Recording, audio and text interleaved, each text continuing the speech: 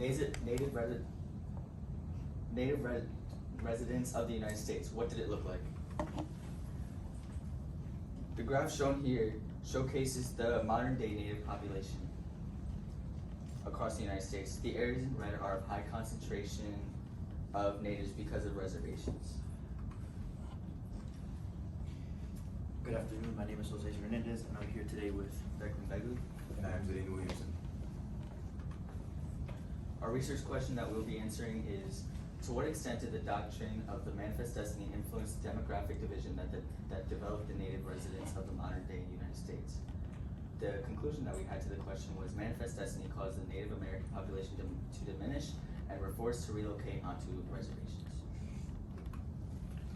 Here's a painting titled American Progress by famous American painter John Gast, whose artworks are still in museums today in California. In the center you can see a woman named Colombia that represents this American progress with a telegraph wire and the beam of light to conquer these dark and savage lands inhabited by the Native Americans. This westward expansion is actually led by her, as seen by the Americans following her with their new technology from wagons to locomotives, and they aim to conquer these native inhabited lands. As seen by the natives who are retreating from the approaching Americans, it is shown how unrelenting the United States actually was during this time. Colombia, along with the pioneers, symbolized the belief of manifest destiny and the need to conquer these lands, while the retreating natives show the suffering and the displacement still visible today. Muskets and trains are just a few of the technological advances that helped the Americans conquer the natives. Muskets provided the much needed firepower to overpower the natives, while the trains provided a much easier way to move out west side. Comparing these technological advances to the previous painting, American Progress, it's visible how these modernizations made it very easy for the Americans to succeed against their native counterparts. While trains made it easier for natives to be easier displaced, it led to a more centralized economy for the United States for many years to come. While Thomas Jefferson did purchase the Louisiana Purchase, it was really James K. Polk who used it to his advantage during his 4-year presidency from 1845 to 1849. The Oregon country, seen in the top left here, was originally owned by the British until a treaty was signed to give it to the Americans. The Mexican-American War, which saw the United States fight for about 3 years from 1846 to 1848 to acquire these southwestern territories, also known as the Mexican Secession, happened because of the Treaty of Guadalupe, which saw Mexico lose about 55% of their territory.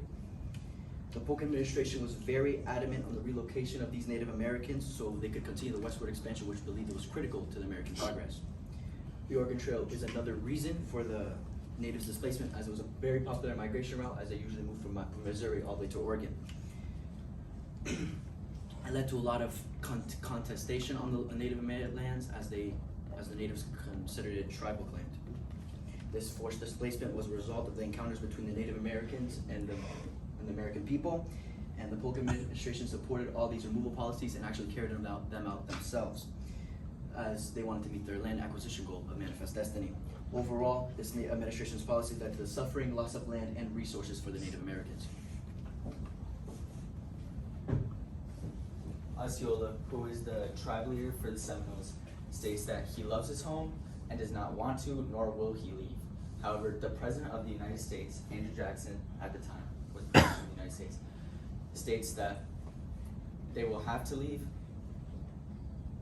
states that the tribe cannot stay and that it is impossible for them to flourish in the midst of such a civilized community such as the United States. So the tribe was forcefully removed, which is now known as the Removal Act of the 1830s. To follow up on what Declan said, the Removal Act of the 1830s led to the Trail of Tears, right? If you look at the graph, the lines in red represent the paths that were taken, and the Trail of Tears was nicknamed by the Native Americans that took this path. Roughly 100,000 people were estimated to be relocated into this green area that is now modern-day Oklahoma. 15,000 of those 100,000 died in the process.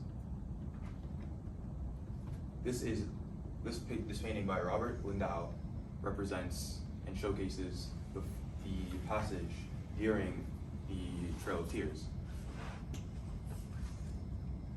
The Peace Policy of 1869.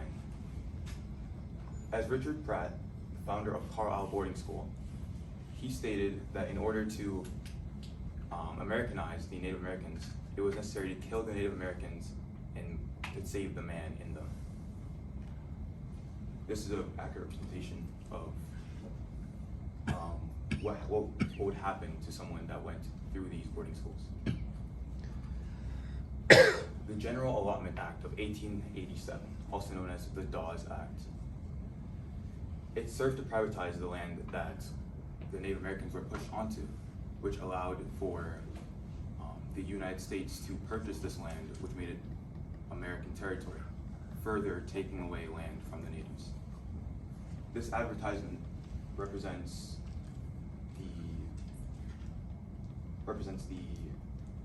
this theft that it was nicknamed, because the Dawes Act was seen as later unjust because they were taking and robbing the land from the natives. The impacts of the westward expansion on the Native Americans was decrease in native populations and loss of culturally significant land. To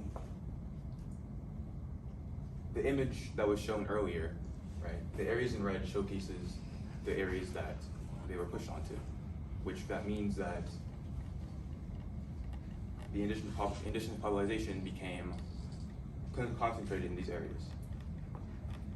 The resolutions to try and fix these problems was settlements on land. Those areas in red became protected areas that the United States wanted to protect to allow the natives to have their own land. The Indian Reorganization Act of 1934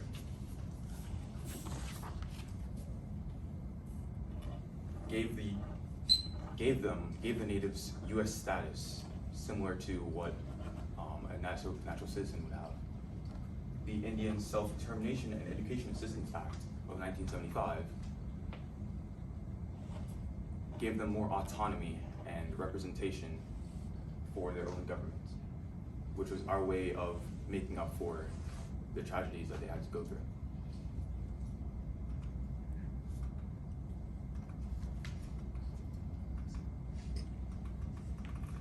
That's it. The last side is works cited. Thank you. Okay. Slide in a little bit, Jose. There you go. Okay, so let me get Declan. We're gonna start with you with questions. Declan, which one of your teammates' papers gave you the best understanding of Manifest Destiny? I believe that Jose's historical part of the paper had the best understanding of what Manifest Destiny was and how it was, well, how historical it was. Okay. And, yeah. Go ahead. Okay. How historical it was, because Manifest Destiny really made history. A lot of things led up onto it, and it made a lot of other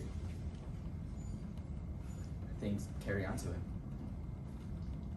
All right, cool, thanks.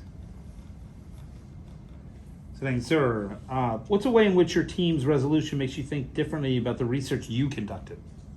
The research I conducted was more focused on the laws that were being conducted to harm the natives, while our resolution definitely helped me realize that there were laws that we made, such as the Indian Reorganization Act and Self-Determination Act, that we wanted to help the natives and make up for the laws that we made to hurt them. All right, cool, thanks. And last question. If there was your small team, so if there was a fourth member of your team, what's an aspect they could bring into this that would have helped your project? I think a big aspect that we could have someone else cover if we had a fourth member would be economically, as there was definitely a huge economic burden covered on by big money bosses, also known as money bosses actually, from Andrew Carnegie to Rockefeller. It was very big how their steel industries and their horizontal implication of economics would have definitely impacted the United States during this time. Guys are done.